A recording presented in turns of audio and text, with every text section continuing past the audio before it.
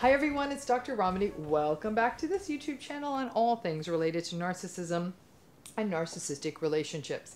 Today I'm going to talk about some of the things that make healing a little bit difficult in narcissistic relationships. And specifically, I'm going to talk about how do you heal from a narcissistic relationship when there is no sort of justice in it. And I'll explain more what I mean in a minute. But if you're new to this channel, please join us, hit that subscribe button, and you will be part of a magnificent community. But let's talk about this. Let's start from the beginning. Let's face it, whenever there is narcissistic abuse in a film or a television show, at the end of the show, at the end of the film, more often than not, there is a sense of justice for the victim. Something happens.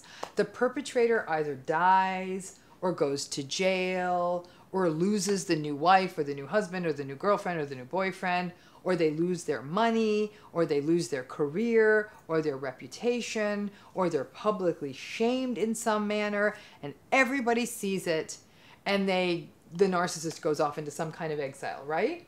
So think about it. I want you to really think about it. In every recent film or TV show I have seen about one person who is really narcissistically abusive to another person, there is always some kind of justice that allows us as the viewer to almost feel a little bit more, I don't know, resolved at the end of the program.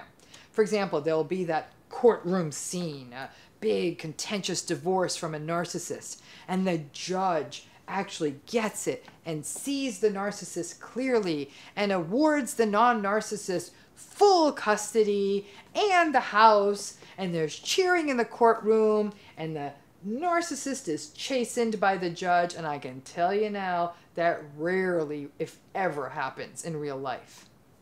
Obviously, if we were to think about it, the victim has been traumatized, and being traumatized is never just.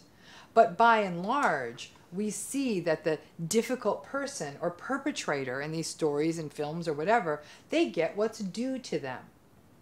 And in fact, one thing let's take a step back. In fact, even in real life sagas, for example, Jeffrey Epstein, Harvey Weinstein, Ghislaine Maxwell, Bernie Madoff, Keith Raniere, all of these people who were really, really not nice people, very narcissistic, at least there was a visible penalty at the end of these real life stories. They ruined so many people's lives, but there was a penalty. Maybe not quite an eye for an eye, but close enough. In the comments, I'd love for you to point out those shows and movies where the narcissistic story kind of has a resolution, right? It'd be interesting to see what you come up with. But our brains need this. We are able to regulate better and be more resolute and calm when we perceive that there has been justice. And Hollywood and Hollywood storytellers know this. Again, drop your ideas in the comments of the shows you've seen like that. But here's the deal. In real life narcissistic abuse, the revenge, the punishment, the justice rarely happens. More often than not, the narcissist just moves on. In the case of divorces, they continue to mess around with the court system and get their way. They waste time, they waste money to fight over tiny details and get away with it. They continue to antagonize their ex-partners even long after the children are grown up, and certainly when the children are minor children, and they bleed down bank accounts with lawyers' fees and create a sense of menace in their current partners or their ex-partners' lives as the divorce proceeds. Or the narcissist may then walk off into the sunset and marry their new partner, often probably not an age-appropriate partner, but their new partner, and make a new family and a new life after trashing your life. In the case of the workplace, the narcissists often win large settlements and NDAs are signed, and they get to continue going on to the next job and the next set of co-workers and do their damage in the next place there as well, because the NDA hides their story from the public. In the case of families, the narcissistic parent will continue to triangulate the family system and get away with it. Or the toxic sibling who never stepped in, never attempted to help out maybe parents who are struggling or anything, still walks away with an inheritance or another support.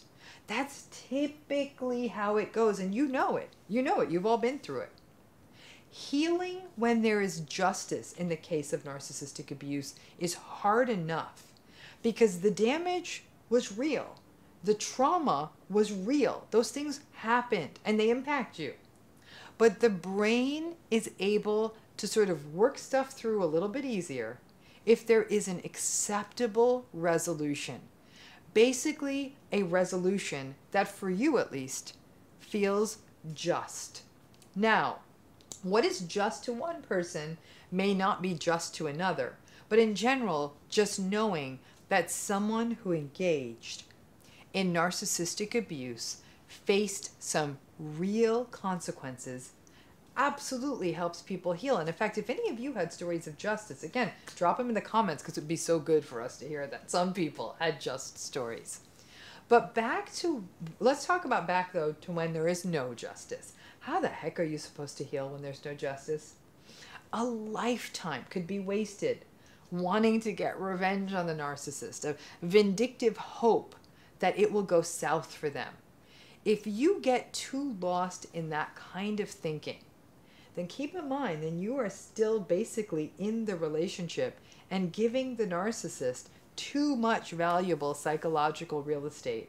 And you may be missing out on your own life by ruminating about wanting something bad to happen to them. Now listen, it is normal to want vindication and justice, but it's bad for your mental health to remain stuck there. You know, in another video I said this, I have often said that the gold standard of narcissistic healing is indifference. The point at which you just don't care. And you are glad that the person is just no longer in your life. You're like, I don't care. I just do not care what happens to them. Okay? The legacies of narcissistic abuse, simply put, suck. There's very few good legacies. There are a few, but not a lot. After a narcissistic relationship, you are less trusting, more skittish, more cynical, more hypervigilant. You walk around feeling like you're not enough. You second guess yourself, even after years out of the relationship. And you still gaslight yourself. You talk yourself out of stuff, and you still need reassurance. All of that remains for a long time, even a lifetime. Now that said, remember what Viktor Frankl said. What is to give light must endure burning. You did the hard miles. You got burned. And you have emerged a survivor. And let's face it, survivors are always the most interesting people at the dinner party. Now here's the ultimate issue. The narcissist still has to be them. They still have to walk around the world like that with their emptiness and their insecurity and their endless validation seeking and their need for admiration and their paranoid fears about the world and never feeling like anything that happens to them is enough. It's a joyless life. It sucks to be them.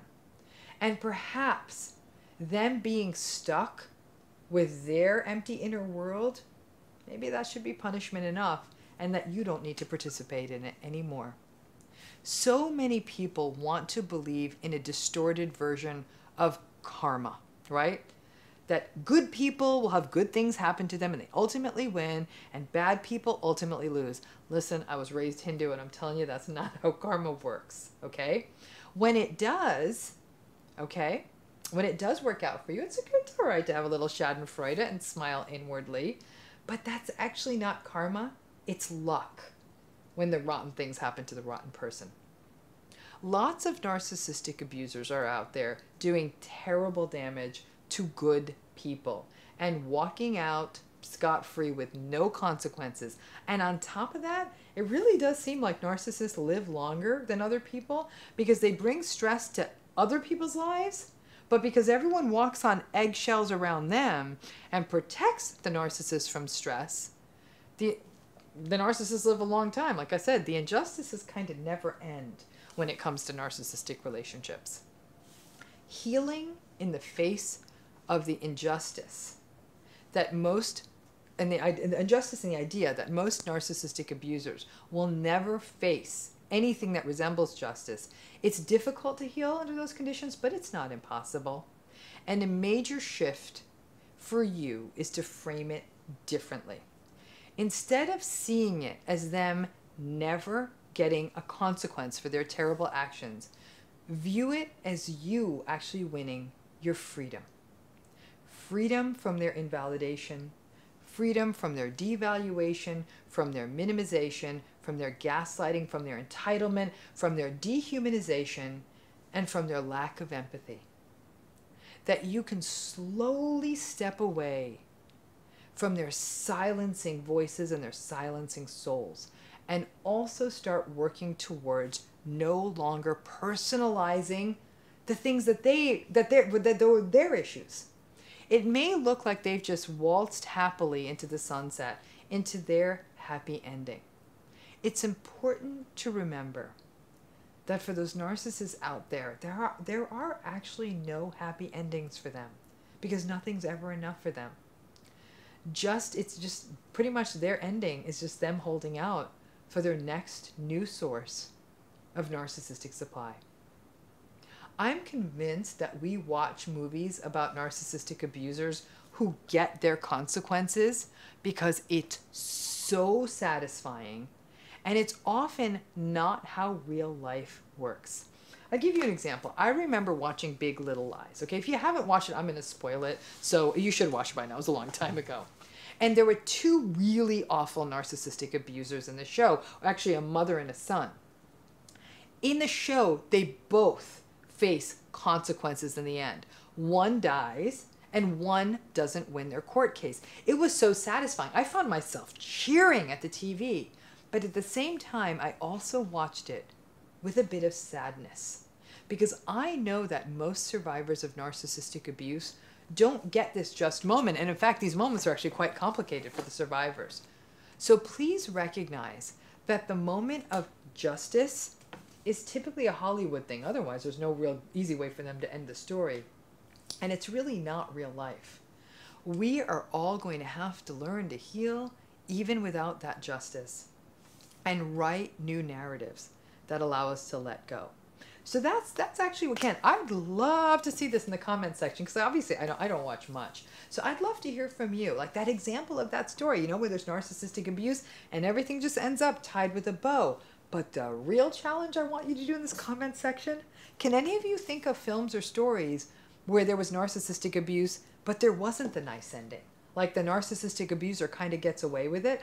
I want to hear what your thoughts are on that too. So it's going to be an interesting conversation for everyone to have, because those of you who've watched these movies, you know what it feels like. It's almost like a relief. You're like, oh, I'm so glad he got it, or I'm so glad that happened to her. But then we have to go back to our lives where we don't get to see that justice. Thanks again.